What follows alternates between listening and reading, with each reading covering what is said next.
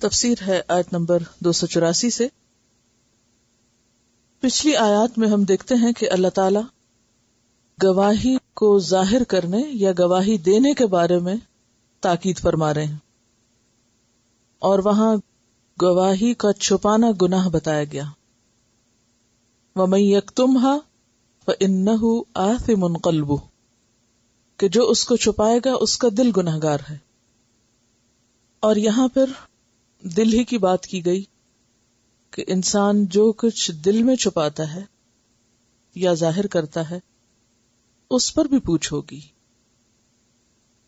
تو فرمایا للہ ما فی السماوات وما فی الارض، اللہ کے لیے ہے جو کچھ آسمانوں میں ہے اور جو زمین کے اندر ہے. انسان اگر لمحے بھر کے لیے اس بات پر غور کرے تو حقیقی معنوں میں اللہ کی عظمت کا احساس اس کے دل میں بیٹھ جائے کہ اس کائنات کی ایک ایک چیز اللہ کی بنائی ہوئی ہے اور ایک ایک چیز اللہ ہی کی ملکیت میں ہے، اور میں بھی اسی کا بندہ ہوں، میرا مالک بھی وہی ہے. اور اگر مالک وہی ہے تو پھر اطاعت بھی اسی کی ہونی چاہیے، مجھے بھی اسی کے آگے جھک جانا چاہیے. میں اسی کی طرف سے آیا ہوں اور مجھے اسی کی طرف پلٹنا ہے، اور اسی کے سامنے میرا حساب ہوگا یا وہی مجھ سے حساب لے گا. تو سورت کے اختتام پر یہ سبق یاد کرایا گیا کہ وَإِن تُبْدُوا مَا فِي أَنفُسِكُمْ أَوْ تُخْفُوهُ يُحَاسِبْكُمْ بِهِ اللَّهُ. اللہ نے یہ ساری کائنات ایک انداز ایک حساب کے ساتھ بنائی ہے. کوئی بھی چیز یہاں فالتو اور بیکار نہیں، اور ہر چیز اپنے اپنے کام میں لگی ہوئی ہے. تو انسان کو بھی بے مقصد اور بیکار نہیں بنایا گیا، وہ بھی کسی خاص کام پر اس دنیا میں آیا ہے. اور اگر وہ اپنی زندگی کو گنواتا ہے، وہ کچھ نہیں کرتا جو اسے کرنا چاہیے، تو کل اس کا سخت محاسبہ ہوگا، اس کی پکڑ ہوگی. اگر اس نے اپنی صلاحیتوں کو ضائع کیا، اسی لیے فرمایا کہ ان السمع والبصر والفؤاد کل اولئک کان عنہ مسئولا، کہ کان اور آنکھ اور دل سب کا سب پوچھا جائے گا، سب سے حساب لیا جائے گا، سب کو محاسبہ کیا جائے گا. اور کیا محاسبہ ہوگا؟ کہ تم نے ان چیزوں کو کہاں استعمال کیا. اب یہاں پر آپ دیکھیے کہ جو ظاہری اعمال ہیں وہ تو ہم سب جانتے ہی ہیں، بہت معلوم اور معروف ہے کہ ان میں کن کن چیزوں کو کرنے کا حکم دیا گیا اور کن کن چیزوں سے روکا گیا، اور ان پر بہت حد تک انسان کا اختیار بھی ہوتا ہے، ارادہ بھی ہوتا ہے. لیکن کچھ اعمال ایسے ہوتے ہیں جو انسان کے ظاہر نہیں بلکہ انسان کے دل یا انسان کے باطن یا نفس یا دل و دماغ سے تعلق رکھتے ہیں. ان پر بعض اوقات انسان کا اختیار اور ارادہ نہیں ہوتا، اگرچہ ان میں بھی کچھ اعمال ایسے ہیں، ان میں بھی کچھ چیزیں ایسی ہیں کہ جن پر انسان کا اختیار ہوتا ہے، لیکن کچھ ایسی ہیں کہ جن پر اختیار نہیں ہوتا. تو یہاں پھر محاسبہ کس پر ہوگا؟ ان چیزوں پر تو ہوگا جن پر انسان کا ارادہ اور اختیار ہے. وَلَٰكِن يُؤَاخِذُكُمْ بِمَا كَسَبَتْ قُلُوبُكُمْ، پیچھے گزر چکا نا، لا يُؤَاخِذُكُمُ اللَّهُ بِاللَّغْوِ فِي أَيْمَانِكُمْ، اللہ لغو قسموں میں تمہیں نہیں پکڑے گا. وَلَٰكِن يُؤَاخِذُكُمْ بِمَا كَسَبَتْ قُلُوبُكُمْ، لیکن وہ تمہارا مواخذہ کرے گا، تمہیں پکڑے گا جو تمہارے دلوں نے کمائی کی ہوگی. یعنی جو تمہارے اعمال خواہ وہ دل کے ہیں، اندر کے ہیں، ارادے اور اختیار سے متعلق ہیں، لیکن ان میں تمہاری کوشش، تمہاری نیت اور تمہارا عزم شامل ہے، اور جان بوجھ کے تم نے وہ چیزیں اپنے اندر رکھی، تو ان پر پھر پکڑ ہوگی. تو اس کانٹیکس میں ہم دیکھتے ہیں، یا اس بات کو ہم دیکھتے ہیں، تو اس کا خلاصہ یوں کر سکتے ہیں کہ انسان کے اعمال دو طرح کے ہیں. اور خصوصاً انسان کے اندر کے جو اعمال ہیں. اور یہاں یہ بھی یاد رکھیے کہ انسان کی سوچ کو بھی انسان کا عمل قرار دیا گیا. یعنی عمل صرف ظاہری ایکشن کا نام نہیں، انسان کے اندر کے جو خیالات ہیں وہ بھی انسان کا عمل شمار ہوتے ہیں. تو یہ اعمال جن کو آپ اعمال قلب کہہ سکتے ہیں یا اعمال باطن کہہ سکتے ہیں یا اعمال نفس کہہ سکتے ہیں، یہ دو طرح کے، ایک ہیں ارادی اور ایک ہے غیر ارادی. ارادی، غیر ارادی. ارادی کون سے ہیں؟ جو آپ کے ارادے سے ہوتے ہیں، یعنی جو آپ چاہتے ہیں آپ کی مرضی سے. اور غیر ارادی جن پر آپ کا اختیار نہیں، آپ یہ کہہ سکتے ہیں غیر اختیاری. اختیاری، غیر اختیاری، ارادی، غیر ارادی. اب جو ارادی ہیں، جو ہمارے ارادے سے ہوتے ہیں، ان کی بھی پھر دو قسمیں، کچھ اچھے عمل ہیں اور کچھ برے عمل ہیں. ارادی اعمال میں جو دل کے ارادے سے اعمال تعلق رکھتے ہیں، ان میں سب سے ٹاپ پر انسان کا ایمان ہے. ایمان سب سے پہلے کہاں کا فعل ہے؟ قلب کا. تو یہ تو دل کا کام ہے. اور اس کے برعکس کفر کہاں ہوتا ہے؟ دل میں. اسی لیے ختم اللہ علی قلوبہم. نفاق کہاں ہوتا ہے؟ دل میں. منافقت دل میں ہوتی. شرک کہاں ہوتا ہے؟ دل میں. تو اسی لیے کیا فرمایا؟ او تخفوہ یحاسبکم بہ اللہ. اور یہ بات اختتام پہ ہو رہی ہے سورۃ البقرہ کے، لیکن یہی مضمون بالکل ابتدا میں آیا تھا، اگر آپ کو یاد ہو. آپ کو یاد ہے شروع میں بہت دل کی باتیں ہوئی تھی. تقوی کا تعلق کس سے ہے؟ دل سے. جہاں تقوی کا تعلق دل سے ہے، وہاں نفاق کا تعلق بھی دل سے ہے، وہاں کفر کا تعلق بھی دل سے، وہاں یؤمنون بالغیب کا تعلق بھی دل سے ہے. تو دل کے اعمال دو طرح کے، ارادی اور غیر ارادی. اور ارادی اعمال پھر دو طرح کے ہیں، جن میں اچھے اور برے. اور اچھے میں پھر ایمان، تقوی، احسان. احسان اگرچہ رویے میں ہوتا ہے لیکن اندر بھی ہوتا ہے. صبر کہاں ہوتا ہے؟ اندر. شکر، استقامت، اچھی نیت، یہ سب کچھ کہاں ہے؟ اندر ہے ہمارے. تو یہ یعنی نیکیوں کا جو عزم ہے اور پکا ارادہ جو ہے، یہ سب کچھ اندر ہے.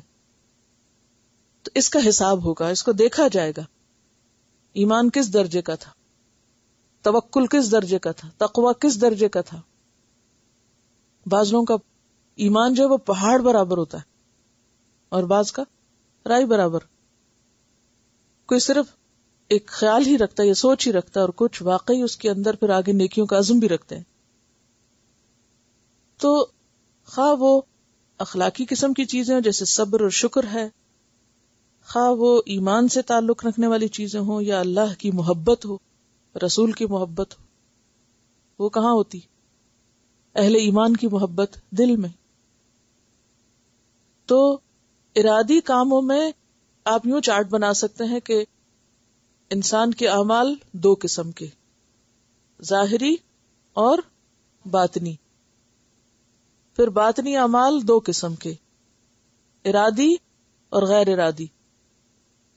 ارادی اعمال پھر دو قسم کے، اچھے اور برے. تو انشاءاللہ پوری پکچر کلیئر ہو جائے گی. اچھے میں ایمان سے ابتدا کریں، اللہ کی محبت، تقوی، اللہ کا خوف، خشیت، اور پھر توکل، صبر، شکر، اچھی نیت، اچھا گمان. یہ سب کچھ کہاں ہے؟ دل میں ہے اور دل سے تعلق رکھتا. اس کے برعکس ارادی اعمال کے جو دوسرا حصہ ہے جس پر مواخذہ ہوگا، وہ کیا ہے؟ جو انسان کے اختیار میں ہے، شرک، کفر، نفاق، اور پھر اس کے بعد تکبر، حسد، بغض، جو انسان جان بوجھ کے بے وجہ اپنے دل میں پالے رکھتا ہے. بدگمانی، ان بعد الظن اثم، بعض گمان بھی گناہ کے درجے میں ہوتے ہیں، ان پر بھی پکڑ ہوگی. یعنی آپ کو حق نہیں تھا کہ آپ وہ سوچیں جو آپ سوچتے رہے، اللہ کے بارے میں، رسول کے بارے میں، اہل ایمان کے بارے میں. اسی لیے کتاب الایمان بخاری کو اگر آپ دیکھیں تو جو انہوں نے ایمان کی تفاصیل بتائیں آپ حیران ہوں گے. بہت سے اعمال کو وہ ایمان کا حصہ بتاتے ہیں. مثلا طہور کیا ہے؟ شطر الایمان ہے، حالانکہ ایمان تو دل کا فعل ہے. تو جو ہمارے ظاہری اعمال ہیں ان کی جڑیں بھی دراصل کہاں ہیں؟ ہمارے دل کے اندر ہی ہیں. ظاہری اعمال ظاہر میں صرف نظر آ رہے ہیں لیکن اندر روٹس ان کی بھی وہیں پر ہی ہیں. تو حب الانصار جو ہے وہ ایمان میں سے، بخاری کی حدیث سے پتہ چلتا ہے کہ حب الانصار جو ہے انصار سے محبت، یعنی اہل ایمان سے محبت. یحبون من ہاجر الیہم، مہاجرین سے محبت جو اللہ کی خاطر ہجرت کر کے مدینہ گئے تھے. وہ سب کہاں ہوتی؟ دل میں. اور بغض الانصار کیا ہے؟ یہ اہل ایمان سے نفرت اور بغض رکھنا. جیسے کہ ایک حدیث قدسی میں آتا ہے کہ جو میرے کسی ولی سے یعنی میرے دوست سے یا جو شخص اللہ سے محبت رکھتا ہے اگر وہ اس سے دشمنی کرتا ہے، من عاد لی ولیا فقد آذنتہ بالحرب، تو میں اس کو جنگ کی دعوت دیتا ہوں. یعنی اولیاء اللہ سے نفرت جو ہے اس پر بھی مواخذہ ہوگا، اس پر بھی پکڑ ہوگی. یعنی اللہ کے محبوب سے نفرت، جن سے اللہ محبت رکھتا ہے ان سے بے وجہ کا بغض. کیونکہ یہ ہو نہیں سکتا کہ جو لوگ ایمان رکھتے ہوں پھر وہ ایمان والوں سے محبت نہ رکھے، پھر وہ ان چیزوں سے محبت نہ رکھے جن سے اللہ محبت رکھتا ہے. پھر شاعر اللہ کا احترام کیا ہے؟ شاعر اللہ آپ کو معلوم ہے نا، سورہ البقرہ میں پڑھ چکے ہیں. کیا ہے شاعر اللہ؟ اللہ کی نشانیاں مثلا صفا مروہ، ان الصفا والمروہ من شاعر اللہ. اسی طرح خانہ کعبہ جو ہیں وہ بھی، جتنے بھی مناسک حج میں مقامات ہیں وہ سب شاعر اللہ میں سے، ان سب کا احترام. وَإِنَّهَا مِن تَقْوَى الْقُلُوبِ، اور تقویٰ کس کا عمل ہے؟ دل کا عمل. آپ گئے نہیں آج تک حج کرنے مگر آپ کو ان ساری جگہوں سے محبت ہے، آپ تصویر بھی دیکھتے خانہ کعبہ کی تو رونے لگتے ہیں، تو کیا اس پر اجر نہیں ہوگا؟ اس پر ہی اجر ہے. ٹھیک ہے، تو ارادی اعمال میں اچھے اعمال پر اجر ہے، درجات کی بلندی ہے، اور خراب چیزوں پر پکڑ ہے. تو ان پر محاسبہ ہوگا. یعنی جن چیزوں سے بچنے کے لیے کہا گیا ہے اور انسان ان سے نہیں بچتا اور جان بوجھ کے بدنیت ہے، بدنیت ہی جس کو کہہ سکتے ہیں آپ، بری نیت اور برا ارادہ، اس پہ پکڑ. اس میں آپ دیکھیں کہ مزید تھوڑی سی اس کو مثالوں سے بات کو سمجھتے ہیں، دونوں طرح کے ارادی اور غیر ارادی اعمال کو. کہ ارادی کی تو کچھ قسمیں میں نے آپ کو بتائیں، لیکن غیر ارادی میں کیا ہے؟ جیسے وسوسہ. آپ بیٹھے ہیں اللہ سے محبت کرتے ہیں، آپ کے دل میں شدید محبت ہے اللہ کی، لیکن شیطان کہاں چھوڑتا ہے؟ شیطان کہاں آتا ہے؟ شیطان دشمن ہے نا. دشمن کہاں آئے گا؟ جہاں خزانہ ہوگا، جہاں جتنا گہرا ایمان ہوگا وہاں اتنا بڑا حملہ ہوگا، وہاں وسوسے اتنے ہی زیادہ آئیں گے. صحابہ نے کہا تھا نا کہ بعض اوقات ہمارے دل میں ایسے خیالات آتے ہیں کہ ہمارا جی چاہتا ہے ہم جل کے کوئلہ ہو جائیں، کوئلہ، لیکن وہ بات ہمارے دل میں نہ آیا کرے، لیکن ہم مجبور ہیں، وہ آئی جاتی ہے، خود ہی آ جاتی، ہم چاہتے نہیں وہ آ جاتی. فرمایا تل کا صریح الایمان، یہ صریح ایمان ہے، یہ ایمان کی علامت ہے، کیونکہ چور وہیں آئے گا جہاں مال ہوگا. تو ایمان ہے تو شیطان آتا ہے وسوسے ڈالنے کے لیے.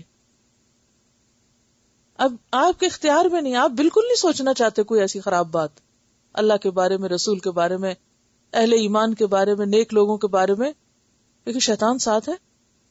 آپ کو یاد ہوگا کہ ایک موقع پر آپ صلی اللہ علیہ وسلم اپنی ایک زوجہ محترمہ حضرت صفیہ کے ساتھ اعتکاف کے موقع پر ان کو چھوڑنے کے لیے گھر تشریف لا رہے تھے، تو راستے میں دو لوگ گزرے، تو آپ نے فرمایا کہ یہ میری اہلیہ ہیں، یہ میری بیوی ہیں میرے ساتھ.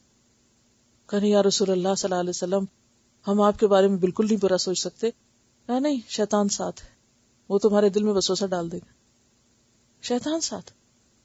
بعض اوقات آپ کہتے ہیں نا کسی کے بارے میں بڑے اعتماد سے، میں اس شخص پہ پورا بھروسہ کرتی ہوں، وہ میرے بارے میں یہ نہیں کہہ سکتا، وہ میرے بارے میں یہ نہیں سوچ سکتا. اب شیطان کو چل جاتا پتا، وہ سن لی اس نے بات آپ کی، کہتا اچھا میں ابھی بتاتا ہوں تمہیں، فوراً پہنچ جاتا ہے اس کے پاس اور جا کے اس کو آپ کے بارے میں بھڑکانا شروع کر دیتا ہے. اسی لیے کہتے ہیں کہ نفس کی غیبت سے بھی بچنا چاہیے. غیبت النفس سے بھی. غیبت النفس کیا ہے؟ دل میں کسی کے بارے میں اس طرح کی باتیں سوچنا کہ جو اس کو پتہ چلے تو اچھی نہ لگے. لیکن یہ ہے کہ انسان مجبور ہے. اسی طرح محبت کے معاملے میں بعض اوقات انسان مجبور ہوتا ہے. مثلا آپ ازواج مطہرات کے درمیان سب کے درمیان انصاف کرتے تھے، سب کو ان کا حق دیتے تھے، حتیٰ کہ قرآن پاک میں اللہ تعالیٰ نے خود آپ کو رخصت دے دی کہ جس کو آپ چاہیں رکھیں، جس کو چاہیں اس کا حق نہ دیں، کوئی پوچھ نہیں آپ پر. اس کے باوجود آپ نے سب کا حق تقسیم کر رکھا تھا، سب کو الگ الگ ان کا حق دیتے تھے. لیکن ہم سب جانتے ہیں کہ حضرت عائشہ رضی اللہ تعالیٰ عنہا سے آپ کی محبت زیادہ تھی. اچھا بچوں کے معاملے میں بھی کیا ہوتا ہے؟ بعض اوقات ایک بچہ بہت اچھا لگتا ہے، یا سب سے بڑا یا سب سے چھوٹا. بعض اوقات یعنی مثال کے طور پر یہ چھوٹا بچہ جو ہوتا ہے وہ بےچارا چھوٹا ہوتا ہے یا کمزور ہوتا ہے، تو وہ چھوٹا ہونے کی وجہ سے اچھا لگتا ہے، یا کوئی کسی خاص خوبی کی وجہ سے، کسی خاص ادا کی وجہ سے. اب وہ انسان ہے نا، آپ کمزور ہیں، تو جس سے محبت ہوتی ہے اس کی کوئی غلطی نہیں لگتی، اس کی خرابیوں کو بھی انسان جسٹیفائی کرتا ہے. اب یہ کیا ہے؟ ایک غیر اختیاری سا فعل ہے. اسی طرح آپ محبت کے معاملے میں یہ نہیں کر سکتے کہ بس میں فلاں سے اتنی محبت کروں گی، اس سے آگے نہیں جاؤں گی. کر سکتے؟ لکیر لگا سکتے ہیں وہاں؟ نہیں لگا سکتے. یعنی جہاں تک تو آپ کے ارادے یا بس میں، وہاں تک تو ٹھیک ہے، لیکن جہاں ارادہ اور بس ختم ہے، آپ اس سے آگے جا رہے ہیں، تو بھی آپ اللہ سے دعا کر سکتے، یا رب جو چیز میرے اختیار میں نہیں اس پر تو مجھے نہ پکڑنا. لیکن اس معاملے میں انسان پھر وہ شرک اور غلو کی حد تک نہ پہنچے، اس کی اجازت نہیں ہے، کیونکہ حدیث میں صاف آتا ہے کہ اللہ تعالی انسان کے وسوسوں پر یا انسان کا جو دل میں آنے والے خیالات ہیں ان پر نہیں پکڑے گا جب تک کہ انسان ان پر عمل نہیں کر لیتا یا بولتا نہیں. مثلا حدیث میں آتا ہے، متفق علیہ روایت ہے، ان اللہ تجاوز لی عن امتی ما وسوست به صدورها ما لم تعمل او تکلم. کیا معنی اس کا؟ اللہ نے میری امت سے تجاوز کیا. تجاوز کا کیا مطلب؟ درگزر کیا ہے. کس معاملے میں؟ جو ان کے دلوں میں وسوسے آتے ہیں، یعنی وسوسوں پہ پکڑ نہیں، کیونکہ غیر اختیاری. جب تک کہ ان پہ عمل نہ شروع کر دے یا باتیں نہ کریں اس کی، یعنی اس پر بولے نہیں. مثلا آپ کے دل میں کوئی اللہ تعالیٰ کے بارے میں یا رسول کے بارے میں یا کتاب اللہ کے بارے میں یا دین کے بارے میں کوئی بہت ہی ایسا خیال آ گیا کہ جو آپ سمجھتے ہیں کہ بہت ہی خراب بات ہے. اب کیا کرنا چاہیے؟ ایسی باتوں کو اگنور کرنا چاہیے. یہ نہیں کہنا چاہیے ادھر آؤ میرے دل میں آپ کو بتاؤں کیا وسوسے آ رہے ہیں. میرے دل میں وسوسے آ رہے ہیں کہ یہ ایسے ہے اور یہ ویسے. یہ نہیں بولنا چاہیے، منہ سے نہیں نکالنا چاہیے. یہ یاد رکھیے، وسوسوں کو زبان پر نہ لائیے تو پکڑ کوئی نہیں. اور اگر آپ نے زبان پہ لائے اور دوسروں کو بھی جراثیم لگائے، کیونکہ بعض اوقات اگلے شخص کے خیال میں نہیں کوئی بات ہوتی، آپ بولتے ہیں اور وہ بیچارہ بھی اس پکڑ میں آ جاتا ہے، وہ بھی اس وسوسے کا شکار ہو جاتا ہے، وہ بھی ویسے ہی سوچنا شروع کر دیتا ہے. تو جو چیز آپ کے اختیار میں نہیں اس پر پکڑ نہیں. ہاں جب تک کہ آپ اس کو بولنا نہ شروع کر دیں، کہنا نہ شروع کر دیں، اس کا چرچا نہ شروع کر دیں، یا پھر اس پہ عمل نہ شروع کر دیں. ویسے شیطان نے وسوسہ ڈالا، ٹیمپٹیشن ڈالا، اچھا جاؤ فلاں حرام چیز کھا لو. اب آپ کے دل میں بار بار خیال آ رہا ہے. رات میں حضرت انس کے واقعات اپنے بیٹے کو سنا رہی تھی، تو میں نے کہا کہ حضرت انس جو تھے وہ 10 سال کی عمر، کیونکہ از ایگزیکٹلی 10، تو میں اس کو ریلیٹ کر رہی تھی نا کہ ذرا وہ کیریکٹر اسے. تو ان کا 10 سال کے تھے، ان کی امی ان کو پکڑ کر لائیں اور کہا یہ لکھنا جانتے ہیں، اب اس سے کام لیں. دیکھو تمہیں کتنا لکھنا آتا ہے، تم اللہ کے لیے کیا لکھ سکتے ہو. جیسے بعض کہتے چھوٹی موٹی ٹائپنگ بچوں کو دیتے ہیں تو کہتے ہیں وہ کیا بور بات ہے جو ہم لکھیں. تو میرا دل یہی تھا کہ ذرا اس کے اندر شوق آئے کہ میں بھی دین کے لیے کچھ کروں نا. اچھا، تو حضرت انس کے حالات میں یہ تھا کہ ان کے والد جو تھے، جب ان کی والدہ مسلمان ہوئی حضرت ام سلیم، تو ان کے والد جو تھے وہ ان کو چھوڑ کے چلے گئے، شام چلے گئے، ناراض ہو گئے ان کے اسلام پہ، واپس نہیں آئے. اب آپ دیکھیے ایک عورت کی قربانی، وہیں فوت ہو گئے. جب وہ فوت ہو گئے تو حضرت ابو طلحہ نے ان کو پیغام بھیجا نکاح کا. ابو طلحہ مشرک تھے، تو وہ کہنے لگی کہ ابو طلحہ میں کیسے تم سے نکاح کر سکتی ہوں، کیونکہ تم ایسے بت کو پوجتے ہو جو فلاں درخت سے فلاں حبشی کاٹ کے لایا اور اس نے گھڑا، اور اب تم اس کے آگے سجدہ کرتے. اور آپ کو یہ بھی یاد ہوگا کہ حضرت ابو طلحہ جو تھے وہ مدینہ میں سب سے زیادہ باغوں والے تھے، یعنی بہت مالدار شخص تھے. لیکن اس کے باوجود ایک عورت نکاح کے پیغام کو قبول نہیں کرتی مدینہ کے مالدار ترین شخص کے. کیوں؟ کہ تم مشرک ہو اور میں مومن ہوں. ہاں، اگر تم اسلام قبول کر لو تو میں تم سے کچھ نہیں لوں گی. اب آپ یہاں دیکھیں کہ اتنا مالدار شخص، وہ کہتی ہے کہ میں تم سے مال میں سے ایک چیز بھی نہیں لوں گی اگر تم اسلام قبول کر لو، میرا مہر اسلام ہوگا. تو وہ اسلام قبول کر لیتے ہیں، اور واقعی انہوں نے مہر میں کچھ نہیں لیا. بہرحال اب یہ ہوا کہ 10 سال کے بچے تھے پچھلے شوہر سے، تو دوسرے نئے گھر میں ان کو ساتھ لے گئیں.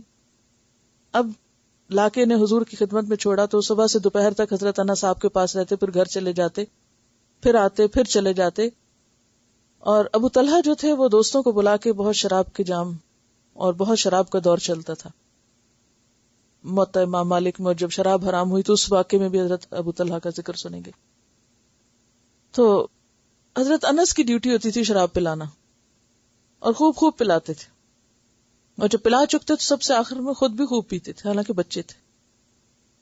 تو جیسا ماحول ہو، جس ماحول میں بچے پلیں گے وہی کریں گے. تو میں سنا رہی تھی، تو میں جب یہ واقعہ سنا کہتا ہاؤ لکی ہی واز. تو میں نے کہا اس میں لکی ہونے کی کون سی بات ہے، ذرا آپ سوچ دیکھیں نا، ایٹ لیسٹ اس نے ٹیسٹ تو کیا. میں نے کہا کہ ایک خراب چیز کے ٹیسٹ میں کون سی خوبی ہے؟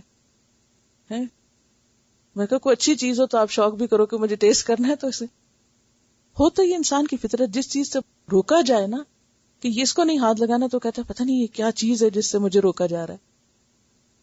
بہرحال پھر میں نے اس کی ذہن کی صفائی کی، یعنی کہ جو دنیا میں پیے گا نا وہ آخرت میں نہیں پی سکے. اب تم ڈیسائیڈ کر لو یہاں پینی کہ وہاں پینی ہے.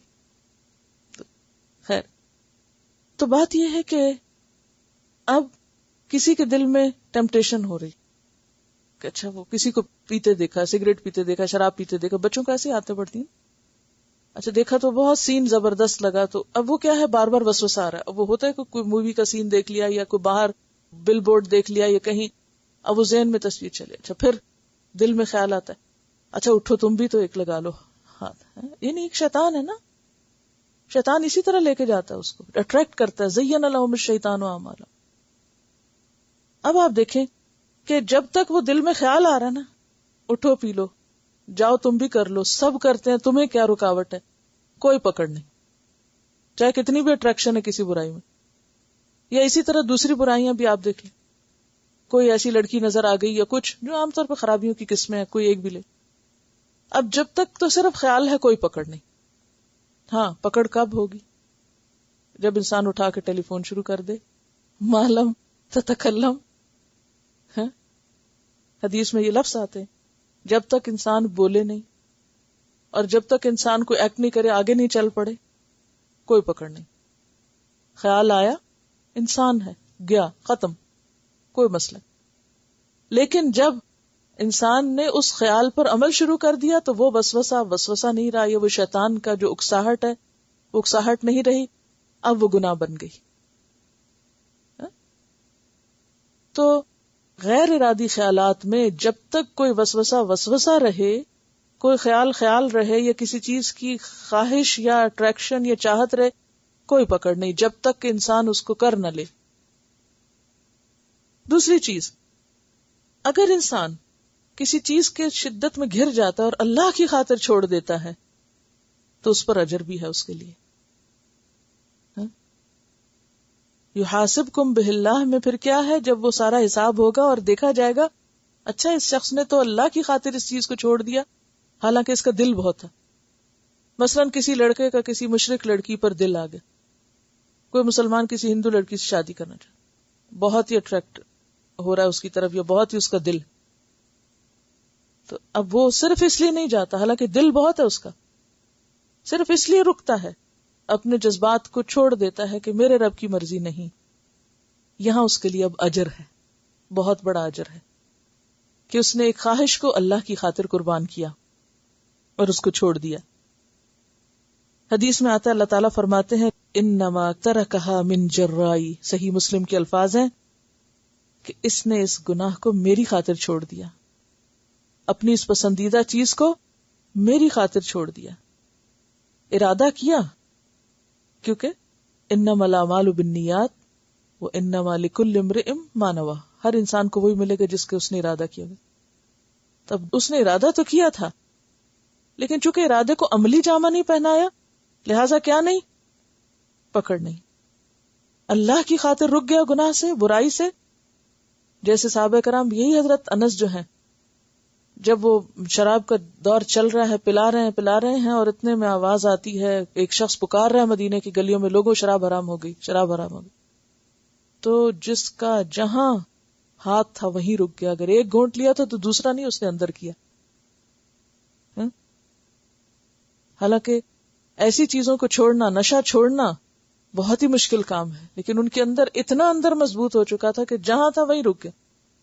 اور حضرت ابو طلحہ ہی تھے شاید کہ جن کے پاس نئی کھیپ پہنچی تھی، بہت سارا سٹاک آیا تھا نیا. تو انہوں نے آ کے پوچھا کہ کیا میں اپنے غیر مسلم دوستوں کو دے دوں؟ تو آپ نے فرمایا نہیں.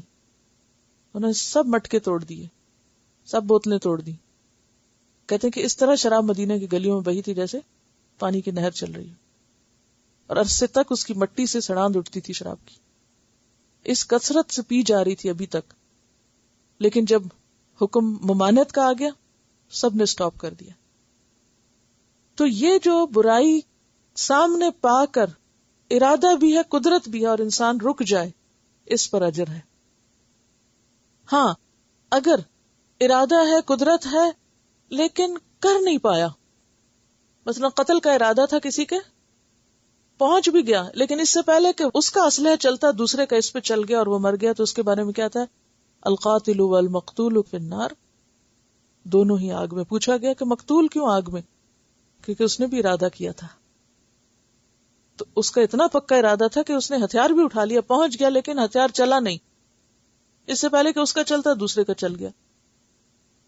اب اس کی پوچھ ہے، اس پہ مواخذہ ہوگا، یحاسبکم بہ اللہ، کیونکہ اس نے برائی کا پکا ارادہ کیا ہوتا. اسی میں فقیر شخص کی مثال آتی ہے حدیث میں کہ اس کے پاس ہے کچھ نہیں، لیکن وہ ایسے مالدار لوگوں کو دیکھتا ہے کہ جن کے پاس مال بہت ہے، لیکن وہ اپنے مال کو کس طرح استعمال کرتے ہیں؟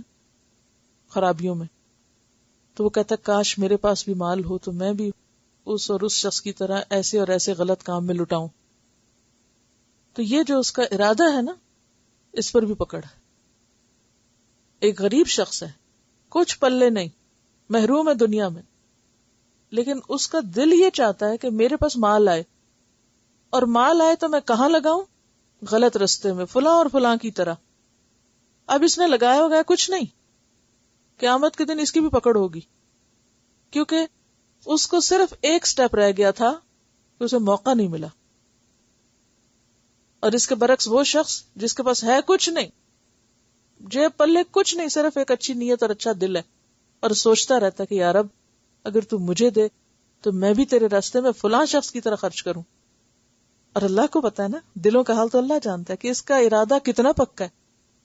تو اس نے خرچ کچھ بھی نہیں کیا، صرف اس ارادے پر اس کو اجر بھی مل جائے گا. تو یاد رکھیے خلاصہ کلام کیا ہے کہ انسان کے اعمال جو باطن سے تعلق رکھتے ہیں یا اعمال قلب ہیں، وہ دو طرح کے ہیں، ارادی اور غیر ارادی، اختیاری اور غیر اختیاری. ارادی پر تو پکڑ ہے، لیکن غیر اختیاری پر پکڑ نہیں. ہاں غیر اختیاری میں بھی اگر انسان اچھی باتیں سوچتا رہتا ہے، مثلا خیال خود ہی آتا رہتا ہے اللہ کی عظمت کا، اللہ کی بڑائی کا، اللہ کی یاد آتی رہتی ہے، تو یہ بھی آپ سوچ کے تھوڑی یاد کرتے ہیں.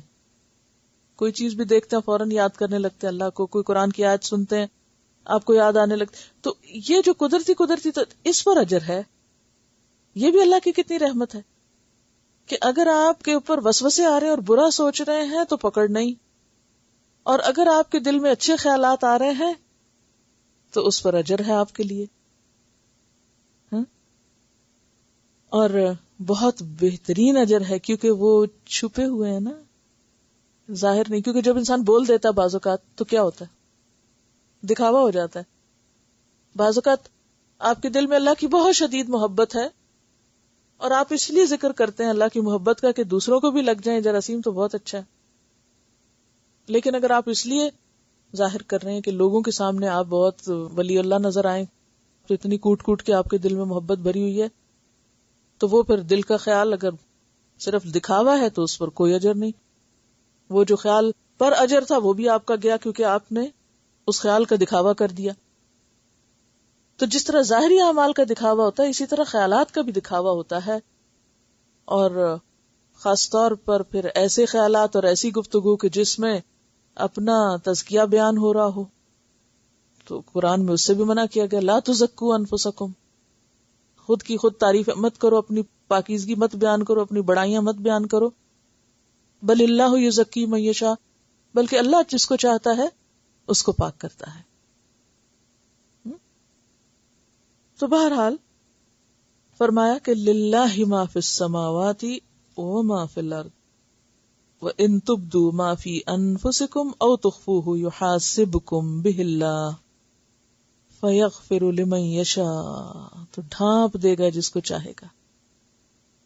تو اس سے پتہ کیا چلتا ہے کہ شیطان انسان کے دل میں جگہ جما کے رکھتا ہے، ہر وقت تاک میں رکھتا ہے، ہر وقت وہ کچھ نہ کچھ تیر پھینکتا رہتا ہے، کہاں سے بٹکاؤں، کہاں سے پھسلاؤں، کہاں سے وار کروں، جتنا بھی انسان بچنا چاہے.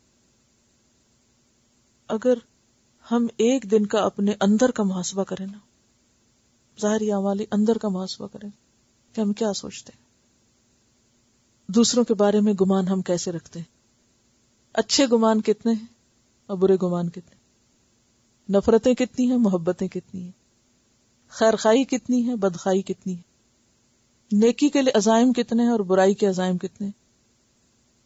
بل الانسان علی نفسہ بصیرہ، انسان اپنے آپ کو خود ہی خوب جانتا ہے. ولو القی معاذیرہ، خواہ کتنی ایکسکیوزز پیش کرے.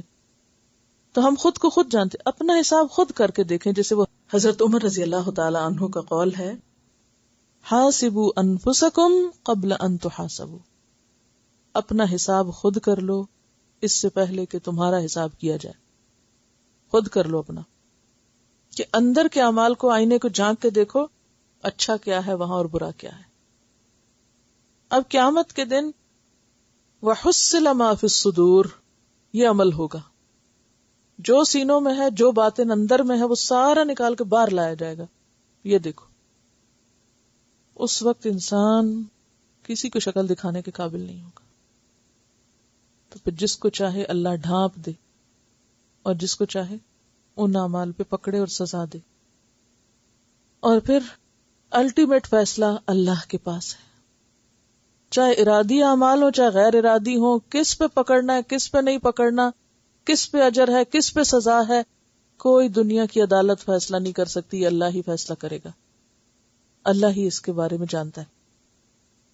لہذا اس وقت وہی اختیار رکھتا ہے، جسے چاہے ڈھانپ دے، اور اس کا عمل کوئی کوشچن نہیں کر سکتا، کوئی چیلنج نہیں کر سکتا. لا یسأل عما یفعل وہم یسألون، وہ نہیں پوچھا جائے گا جو وہ کرتا ہے. کون؟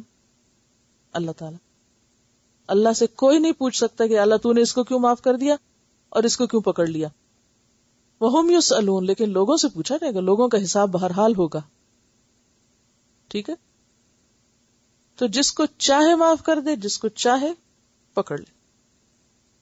اور یہ معاملہ اتنا سخت ہے کہ ایک حدیث سے پتہ چلتا ہے کہ آپ نے فرمایا کوئی شخص بھی اپنے اعمال کی بدولت جنت میں نہ جا سکے گا. کسی کے پاس بھی اتنے عمل کوئی نہیں کہ وہ جنت کا مستحق بن سکے. تو لوگوں نے پوچھا وَلَا أَنْتَ يَا رسول اللہ، اے اللہ کے رسول صلی اللہ علیہ وسلم آپ کے پاس بھی نہیں، آپ کے پاس تو بہت نیکیاں، آپ بھی نہیں. فرمایا وَلَا أَنَا إِلَّا أَن يَتَغَمَّدَنِي اللَّهُ بِرَحْمَةٍ، مگر یہ کہ اللہ مجھے اپنی رحمت سے ڈھانپ لے. جنت اس کی رحمت اور اس کی رحمت سے ہی ملے گی. اس کی رحمت کا اظہار ہے. آپ کو معلوم ہے نا کہ رحمت کے 100 درجے ہیں، ایک درجہ بس دنیا میں اترا ہے. جیسے جنت کے بھی 100 درجے ہیں نا، تو جنت اس کی رحمت کا اظہار ہے، بھرپور اظہار. 99 اس نے آخرت کے لیے رکھے ہوئے، اور وہ جنت کے 100 درجوں میں ہر درجے کا جو اضافہ ہے نا، وہ اس کی رحمت میں اضافے کے ساتھ ساتھ. ٹھیک ہے. تو قیامت کے دن جسے چاہے گا معاف کر دے گا، جسے چاہے گا پکڑ لے گا. کوئی نہیں پوچھ سکتا. اتنی سکیری آیت ہے یہ، اگر آپ فیل کریں. کوئی ہمارا مان نہیں، کوئی کسی کے پاس طاقت نہیں، کوئی کسی کے پاس کچھ بھی نہیں کہ کوئی کہے کہ ہاں میرے پاس گارنٹی ہے، میں نے تو ضروری جنت میں جانا. کوئی نہیں کچھ کہہ سکتا. آخر تک انسان کو ڈرتے رہنا چاہیے. جتنا کچھ بھی اللہ کرنے کی توفیق دے، کر کے پھر بھی ڈرے کہ کچھ نہیں. حق تو یہ کہ حق ادا نہ ہوا. حق نہیں ادا کر سکتے ہم. جو کچھ ہم نے لیا ہوا اللہ سے اس کا بدلہ نہیں دے سکتے، اور نہ جنت کی قیمت ہم دے سکتے. کہ ان سلعۃ اللہ غالیہ، اللہ کی جنت کی قیمت بہت زیادہ ہے. اتنی مہنگی ہے، وہ ساری زندگی پہ آپ کمائی کریں تو وہ نہیں خرید سکتے. دنیا میں بھی بعض لوگ ساری ساری زندگی گھر کی قسطیں بھرتے رہتے ہیں، لیکن رہنا نصیب نہیں ہوتا، جم کے چھوڑ جاتے ہیں دوسروں کے لیے. اور جتنا بڑا گھر لیں گے اتنے ہی بڑے مسئلے اور اتنی ہی طویل آپ کو محنت اور جد و جہد. تو جنت کے گھر تو دنیا کے سارے گھروں سے، ایک کوڑا رکھنے کی جگہ بھی جنت کی دنیا و معافی ہے اس سے زیادہ بہتر ہے.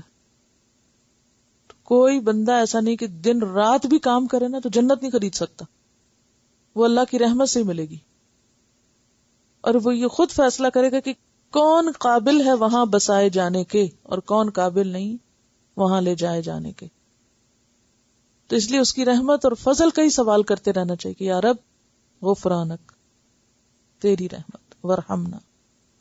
بہرحال اب یہ ہے کہ حدیث سے ہمیں پتہ چلتا ہے کہ قیامت کے دن اللہ تعالیٰ جب حساب کتاب کر رہا ہوگا نا، تو ایک مومن بندے کو الگ کرے گا.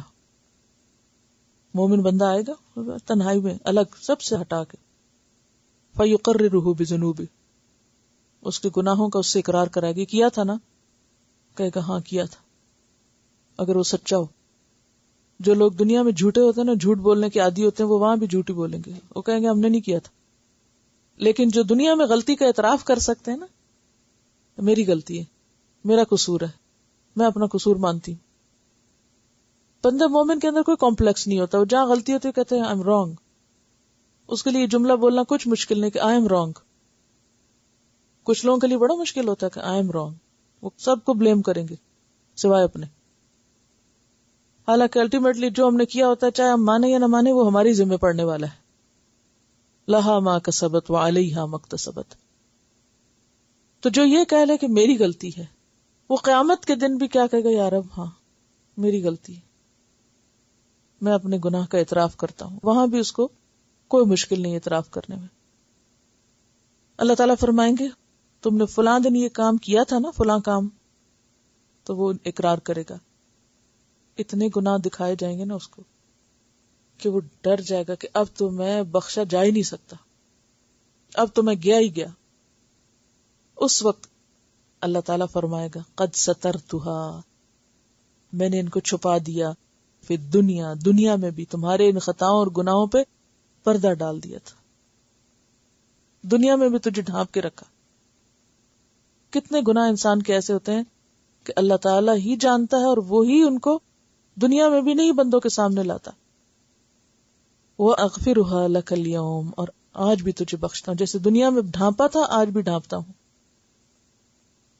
حضرت عائشہ رضی اللہ تعالیٰ عنہا جب آپ نے فرمایا کہ جس کا حساب ہوا وہ ہلاک ہو جائے گا، تو اس پر حضرت عائشہ کہتی ہیں میں نے عرض کیا کہ قرآن پاک میں تو آتا فسوف یحاسب حسابا یسیرا، کہ اس کا حساب آسان ہوگا، تو اس کا کیا مطلب ہے؟ تو آپ نے فرمایا کہ یہ صرف اللہ کے سامنے پیشی ہوگی.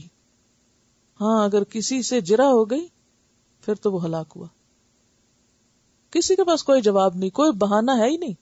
کیا چھپا سکتے ہیں اللہ سے؟ کیا بہانہ کر سکتے ہیں؟ کیا عذر پیش کر سکتے؟ کوئی عذر نہیں ہے ہمارے پاس. تو اس لیے حساب یسیرہ جو ہم کہتے ہیں نا، اللہم حاسبنا حساب یسیرہ، اس کا مطلب یہ کہ یا رب تیرے سامنے آنا تو ہے ہی، وہاں سے تو نہیں بھاگ سکتے، لیکن جب آئیں تو بس تو دیکھے اور تجاوز کر لے، درگزر کرے. یہ کس کے لیے ہوگا؟ یہ بھی اللہ کے ان بندوں کے لیے نا جو بندوں کی خطاؤں سے ایسا خوبصورت درگزر کرتے ہیں کہ دوبارہ تانا بھی نہیں دیتے، دوبارہ ذکر بھی نہیں کرتے، احساس بھی نہیں دلاتے کہ تم نے کوئی غلطی کی. ہم دوسروں کو معاف بھی کر دیں نا تو پھر بھی ڈائریکٹ انڈائریکٹ کہیں نہ کہیں سے چبھن لگائے رکھیں گے کہ میں نے تمہیں معاف کیا تھا. تو جو دوسروں کو معاف کرنا جانتے ہیں، جیسے وہ حدیث پیچھے قرض کے باب میں آپ کو بتائی تھی نا کہ ایک شخص تھا بنی اسرائیل کا کہ جس کے پاس اور کوئی بڑی نیکیاں نہیں تھی، صرف اس کا کام یہ تھا کہ لوگوں کو قرض کے لیے پیسے دیتا تھا اور اپنے غلاموں سے کہتا تھا دیکھو جو نہیں دے سکتا اس کو اور ڈھیل دے دو، اور جو بالکل نہیں دے سکتا اس کو درگزر کرو، معاف کرو، جانے دو، اگنور کر دو، ذکر بھی نہ کرو. تو اللہ تعالی نے کیا فرمایا کہ میں نے بھی اس کو معاف کیا. یہ لوگوں کو معاف کرتا تھا، میں نے بھی اس کو کر دیا. تو جو یہ چاہتا ہے کہ اس کے قصور معاف کیے جائیں، جیسے حضرت ابو بکر نے جب حضرت عائشہ پہ الزام لگا تھا تو اس موقع پہ کہا تھا کہ میں نہیں اب اس کی مدد کروں گا اپنے اس رشتہ دار کی جو الزام لگانے والوں میں شامل تھا. تو اللہ تعالیٰ نے فرمایا کہ نہیں، الا تحبون ان یغفر اللہ لکم، کیا تم نہیں چاہتے کہ اللہ تم کو معاف کر دے؟ لیکن انسانوں میں کچھ لوگ اتنے سنگ دل ہوتے ہیں کہ سب کچھ سن کے جان کے پھر لوگوں کے قصور معاف نہیں کرتے. اگر کسی وجہ سے ناراض ہے تو ناراض ہی رہیں گے، بول چال بند ہے تو بند ہی رکھیں گے، سلام کرنے کے روادار نہیں ہوتے. اتنے پتھر دل. تو پھر ظاہر پتھروں کا ٹھکانا تو پھر جنت میں کہاں؟ ہم میں سے ہر ایک کو اپنے بارے میں سوچنا چاہیے. انسانوں کے قصور درگزر، چیپٹر کلوز، گویا ہوا ہی نہیں. اور یہ آپ کے بس میں ہوتا ہے، آپ کرنا چاہیں تو کر سکتے ہیں. جیسے اپنے بارے میں چاہتے ہیں نا، اپنے بارے میں کیا چاہتے ہیں؟ کوئی غلطی ہے تو ہم کہتے ہیں اب دوبارہ نہیں بولنا یہ بات، مجھے میں نے مان لیا، بس اب اس کے بعد ذکر نہ کرنا. ہم نہیں چاہتے کہ ہماری غلطیوں کو بار بار کو کھول کے ہمیں دکھائے، تم نے یہ کیا تھا، تم نے یہ کیا تھا.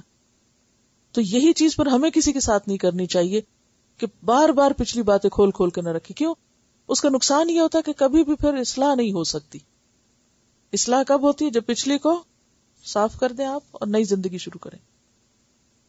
بہرحال تو فَيَغْفِرُ لِمَن يَشَاءُ، جسے وہ چاہے گا معاف کرے گا. اور وہ کس کو چاہے گا؟ جس کے اندر یہ صلاحیت دیکھے گا کہ ہاں اس کو کرنا چاہیے. اور بہترین فیصلہ کرنے والا الیس اللہ بأحکم الحاکمین، تو وہ خود ہی ہے. ہم میں سے کوئی اس کو مشورہ نہیں دے سکتا اور کوئی یہ نہیں کہہ سکتا کہ اس کے فیصلوں پہ حاوی ہو. اور پھر یہ ہے کہ بظاہر ایک شخص کتنا بھی نیک نظر آتا ہو، ہمیں کیا پتا کہ اس کے اندر کیا ہے، اس کے باہر کیا ہے. قرآن پاک میں آتا ہے نا کہ قل ان تخفوا ما فی صدورکم او تبدوه یعلمہ اللہ ویعلم ما فی السماوات وما فی الارض واللہ علی کل شیء قدیر.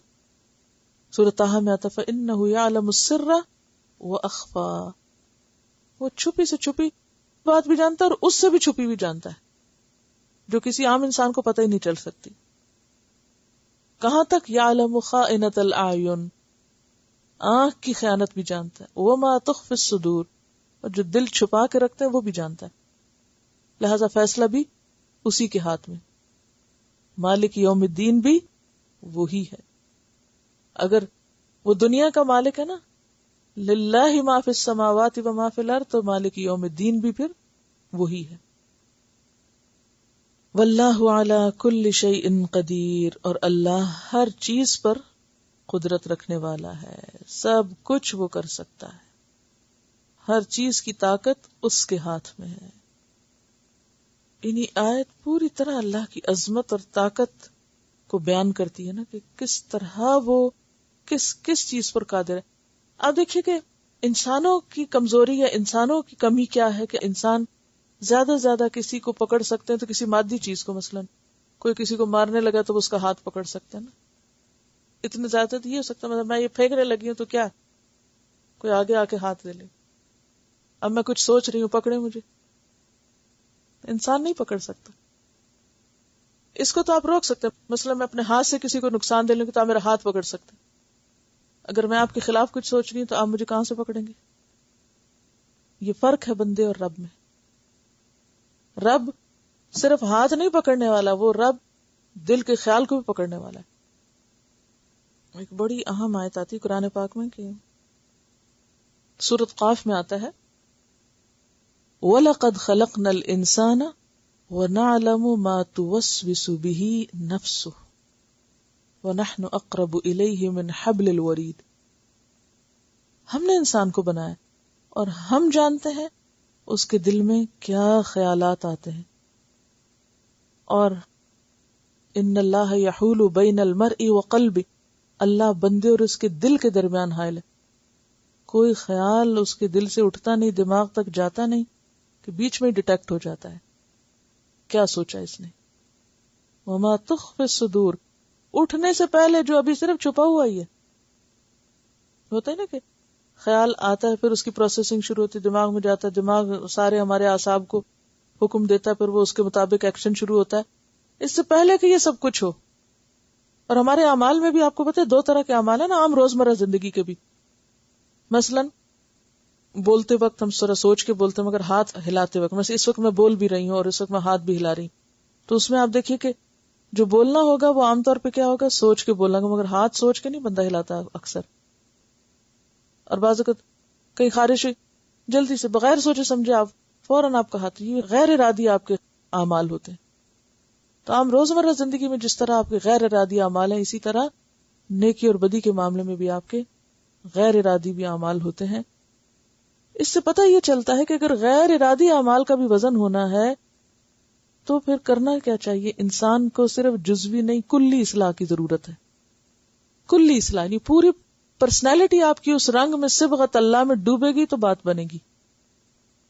پھر آپ کے ارادی غیر ارادی میجورٹی آپ کے اعمال کی کیا ہوگی، پھر اچھائی کی طرف چل پڑیں گے آپ. کیونکہ جب تک انسان آدھا آدھا رہتا نا، ایک قدم اندر ایک باہر، تو پھر اعمال کا تناسب بھی آدھا آدھا ہوتا ہے. لیکن جب انسان صبغت اللہ میں ڈوب جاتا ہے، پورے کا پورا اللہ کا ہو گیا، ان صلاتی و نسکی و محیای و مماتی للہ رب العالمین، تو ایسی صورت میں پھر کیا ہے کہ اس کے جو اعمال ہیں وہ غیر ارادی اعمال بھی کس طرح ہوں گے، خیر ہی کے لیے اٹھیں گے، خیر ہی کی طرف جائیں گے. اور اس طرح پھر انسان زیادہ سے زیادہ نیکیاں کمانے کے قابل ہو جاتا ہے. اسی کو کہتے ہیں ادخلوا فی السلم کافۃ. جی